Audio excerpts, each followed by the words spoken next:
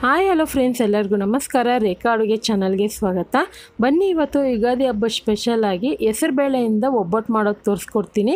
So ತೊಗರಿಬೇಳೆಯಲ್ಲಿ ಕಡಲೆಬೇಳೆಯಲ್ಲಿ ಮಾಡಿರ್ತೀರ, ಆದರೆ ಹೆಸರುಬೇಳೆಯಲ್ಲಿ ಕೂಡ ನೀವು ಹೋಳಿಗೆ ರೆಸಿಪಿನ ಮಾಡ್ಬೋದು. ಇದು ತಿನ್ನೋದಕ್ಕೆ ತುಂಬಾ ಸಾಫ್ಟಾಗಿ ಟೇಸ್ಟಿಯಾಗಿ ಚೆನ್ನಾಗಿರುತ್ತೆ. ಹೆಸರುಬೇಳೆ ಹೆಲ್ತು ಕೂಡ ಒಳ್ಳೆಯದು. ಸೊ ನೀವು ಯಾವತ್ತೂ ಟ್ರೈ ಮಾಡಿಲ್ಲ ಅಂದರೆ ಈ ರೆಸಿಪಿನ ಒಮ್ಮೆ ಟ್ರೈ ಮಾಡಿ ನೋಡಿ, ತುಂಬಾ ಚೆನ್ನಾಗಿರುತ್ತೆ. ಇವಾಗ ಹೆಸರುಬೇಳೆ ಒಬ್ಬಟ್ಟು ಯಾವ ರೀತಿ ಮಾಡೋದಂತ ನೋಡ್ಕೊಬರೋಣ. ಈ ಹೋಳಿಗೆ ಮಾಡೋದಕ್ಕೆ ಮುಂಚೆನೇ ನಾವು ಒಬ್ಬಟ್ಟು ಹಿಟ್ಟನ್ನ ತಯಾರು ಮಾಡ್ಕೋಬೇಕು. ಇದನ್ನು ಯಾವ ರೀತಿ ಮಾಡೋದಂತ ನಾನು ಆಲ್ರೆಡಿ ತೋರಿಸಿದ್ದೀನಿ. ಅದರ ಲಿಂಕ್ ಡಿಸ್ಕ್ರಿಪ್ಷನ್ ಕೆಳಗಡೆ ಕೊಟ್ಟಿರ್ತೀನಿ, ಚೆಕ್ ಮಾಡ್ಕೊಳ್ಳಿ. ಸೊ ಇದು ಮಾಡೋದಕ್ಕೆ ಮುಂಚೆನೇ ನೀವು 2 ಅವರ್ ನೆನೆಯಾಕಬೇಕು. ಈ ಥರ 2 ಅವರ್ ನೆನೆಯೋದ್ರಿಂದ ಹೋಳಿಗೆ ಅನ್ನೋದು ಸಾಫ್ಟಾಗಿ ಬರುತ್ತೆ. ಈಗ ಹೆಸರುಬೇಳೆನ ಬೇಯಿಸ್ಕೋಬೇಕು. ಬೇಯೋದಕ್ಕೆ ಮುಂಚೆ ಈ ಥರ ನಾನು ನೀರು ಕಾಯಕ್ಕೆ ಇಟ್ಕೊಂಡಿದ್ದೀನಿ. ನೋಡಿ, ಈ ಥರ ಕಪ್ಪಲ್ಲಿ ನಾನು 1 ಕಪ್ ಆಗೋಷ್ಟು ಹೆಸರುಬೇಳೆ ತೊಗೊಂಡಿದ್ದೀನಿ. ಸುಮಾರು ಇದು ಒಂದು 200 ಗ್ರಾಮ್ ಆಗೋಷ್ಟು. ಮಿನಿಮಮ್ ಮನೆಯಲ್ಲಿ ಒಂದು ಮನೇಲಿ 4 ಜನ ಇದ್ದಾರೆ ಅಥವಾ 5 ಜನ ಇದ್ದಾರೆ ಅಂದರೆ ಅವರಿಗೆ ಸರಿ ಹೋಗುತ್ತೆ. ಮಿನಿಮಮ್ ಇದರಲ್ಲಿ ಒಂದು 15ರಿಂದ 16 ಹೋಳಿಗೆ ಮಾಡ್ಕೋಬೋದು. ತುಂಬಾ ಚೆನ್ನಾಗಿ ಬರುತ್ತೆ. ಸೊ ನೀವು ಮೀಡಿಯಮ್ ಸೈಜ್ ಮಾಡೋದಾದರೆ ಒಂದು 20 ಹೋಳಿಗೆನೇ ಮಾಡ್ಕೋಬೋದು. ಯಾಕಂದರೆ ಇದು 1/4 kg ಬೇಳೆ ಇದು. ಸೊ ಇದನ್ನು ನಾವು ಚೆನ್ನಾಗಿ ಒಂದು 2 ಸರಿ ತೊಳೆದ ಮೇಲೆ ನೀರು ಕಾಯೋವಾಗನೇ ಹಾಕ್ಕೋಬೇಕು. ನೋಡಿ, 1 ಕಪ್ ಬೇಳೆಗೆ ನಾನಿಲ್ಲಿ ಒಂದು 3/4 ಕಪ್ ಬೆಲ್ಲ ತೊಗೊಂಡಿದ್ದೀನಿ. ಚೆನ್ನಾಗಿ ಕುಟ್ಟಿ ಪುಡಿ ಮಾಡಿ ಇಟ್ಕೊಂಡಿದ್ದೀನಿ.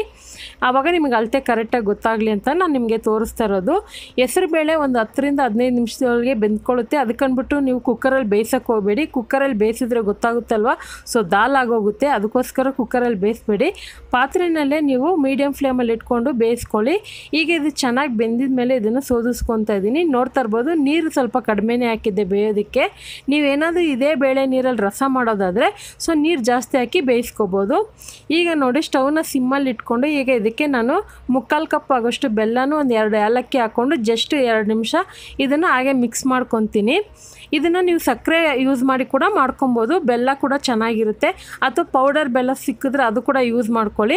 ಒಂದು 2 ನಿಮಿಷ ಮಿಕ್ಸ್ ಮಾಡಿದ ಮೇಲೆ ಇದನ್ನು ಹಾಗೆ ಬಿಟ್ಟರೆ, ತಣ್ಣಗಾಕಿಬಿಟ್ರೆ ಪೂರ್ತಿ ಬೆಲ್ಲ ಕರಗಿರುತ್ತೆ. ಯಾಕಂದರೆ ಆ ಬಿಸಿನಲ್ಲೇ ಅದು ಕರಗಿ ನೀರು ಥರ ಬಿಟ್ಕೊಂಡಿರುತ್ತೆ. ಸೊ ಆದಷ್ಟು ಚೆನ್ನಾಗಿರೋ ಕ್ವಾಲಿಟಿ ಬೆಲ್ಲ ತೊಗೊಳ್ಳಿ. ನಿಮ್ಮ ಹತ್ರ ಏನಾದರೂ ಹಳೆ ಬೆಲ್ಲ ಇದ್ದರೆ ನೀವು ಬೇಕಂದರೆ ಪಾಕ ಥರ ಕರಗಿಸ್ಬಿಟ್ಟು ಕೂಡ ಯೂಸ್ ಮಾಡ್ಕೋಬೋದು. ಈಗ ಕಂಪ್ಲೀಟಾಗಿ ಇದು ತಣ್ಣಗಾಕ್ಬಿಡೋಣ. ಈಗ ನೋಡಿ, ನಾನು ಹೆಸರುಬೇಳೆ ಬೆಲ್ಲ ಎಲ್ಲ ಪಾಕ ಮಿಕ್ಸ್ ಮಾಡಿದ್ನಲ್ಲ, ತಣ್ಣಗಾದ್ಮೇಲೆ ಈ ಥರ ಬೆಲ್ಲ ಎಲ್ಲ ಕರಗಿ ಸಾಫ್ಟಾಗಿ ನೀರು ಥರ ಆಗಿದೆ. ಈಗ ನಾನು ಪೂರ್ತಿ ಇದನ್ನು ಮಿಕ್ಸಿ ಜಾರ್ಗೆ ಹಾಕ್ಕೊತೀನಿ. ಯಾಕಂದರೆ ನಾನು ಹಾಕಿರೋದು 1 ಕಪ್ ಬೇಳೆ ಅಲ್ವಾ. ಸೊ ಈ ಮಿಕ್ಸಿ ಜಾರಲ್ಲಿ ಕರೆಕ್ಟಾಗಿ ಹೊಂದ್ಕೊಳ್ಳುತ್ತೆ. ಈಗ ಇಷ್ಟು ಹಾಕ್ಕೊಳ್ಳೋಣ.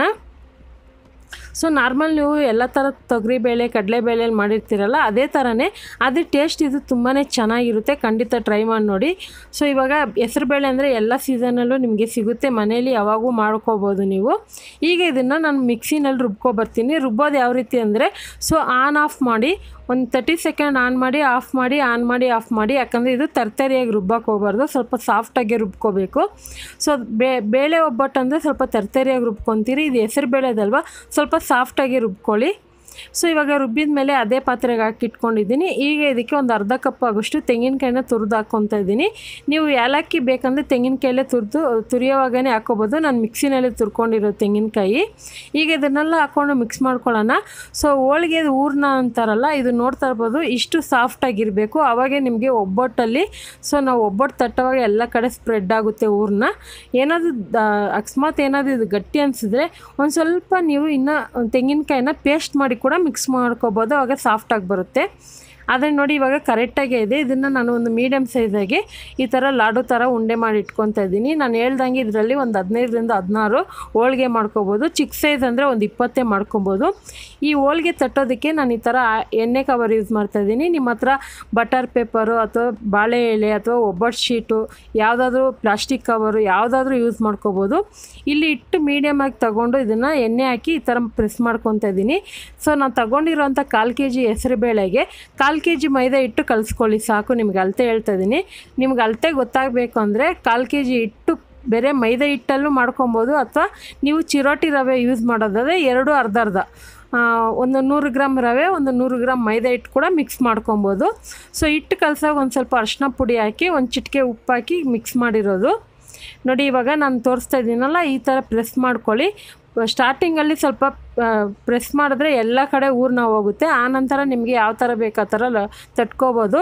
ನಿಮ್ಗೆ ಈ ಥರ ಗೊತ್ತಾಗೋದಿಲ್ಲ ಅಂದರೆ ಮೇಲೆ ಇನ್ನೊಂದು ಕವರ್ ಹಾಕಿ ಚಪಾತಿ ಲಟ್ಸ್ತಿರಲ್ಲ ಆ ಥರ ನೀವು ಲಟ್ಸ್ಕೊಬೋದು. ಆ ಥರನೂ ನಿಮಗೆ ತೆಳ್ಳಗೆ ಬೇಕಂದರೆ ಬರುತ್ತೆ. ಈಗ ಅದೇ ಟೈಮಿಗೆ ಹೆಂಚಿಗೆ ಕಾಯಕ್ಕೆ ಇಟ್ಕೊಂಡಿದ್ದೆ. ಹೆಂಚಿಗೆ ಚೆನ್ನಾಗಿ ಕಾದಿರಬೇಕು, ಎಣ್ಣೆ ಹಾಕ್ತಾಯಿದ್ದೀನಿ. ಆದರೆ ಇದನ್ನು ಮೀಡಿಯಮ್ ಫ್ಲೇಮಲ್ಲಿ ಇಟ್ಕೊಂಡೇ ಬೇಯಿಸ್ಕೋಬೇಕು, ನೆನ್ಪಿಟ್ಕೊಳ್ಳಿ. ಸೊ ಮತ್ತೆ ಹೇಳ್ತಾ ಇದ್ದೀನಿ, ಹಿಟ್ಟು ಯಾವ ರೀತಿ ಕಲಿಸೋದಂತ ಆಲ್ರೆಡಿ ವಿಡಿಯೋ ಹಾಕಿದ್ದೀನಿ. ಮತ್ತು ಹಬ್ಬಕ್ಕೆ ಬೇಕಾಗಿರುವಂಥ ಎಲ್ಲ ಥರ ರೆಸಿಪಿನೂ ನನ್ನ ಚಾನಲಲ್ಲಿದೆ, ಒಂದ್ಸರಿ ಹೋಗಿ ಚೆಕ್ ಮಾಡ್ಕೊಳ್ಳಿ. ಸೊ ನಿಮ್ಗೆ ಯಾವ್ಯಾವ ಥರ ರೆಸಿಪಿ ಬೇಕೋ ಎಲ್ಲ ಮಾಡ್ಕೊಬೋದು. ಈಗ ನೋಡಿ ಸ್ವಲ್ಪ ಎಣ್ಣೆ ಹಾಕ್ಕೊತಾ ಇದ್ದೀನಿ. ನೀವು ಒಬ್ಬಟ್ಟು ಬೇಯಿಸೋದಕ್ಕೆ ತುಪ್ಪನೇ ಯೂಸ್ ಮಾಡ್ಕೋಬೋದು. ನಾನಿಲ್ಲಿ ಎಣ್ಣೆ ಯೂಸ್ ಮಾಡ್ತಾಯಿದ್ದೀನಿ. ಮತ್ತು ಇನ್ನೊಂದು ಏನು ಗೊತ್ತಾ, ಒಬ್ಬಟ್ಟು ಮಾಡಿದಾಗ ನೀವು ಒಂದ್ರ ಮೇಲೆ ಒಂದು ಹಾಕೋಕ್ಕೆ ಹೋಗಬೇಡಿ. ಒಂದು ಅಗಲವಾಗಿರುವಂಥ ಪ್ಲೇಟ್ ತೊಗೊಳ್ಳಿ.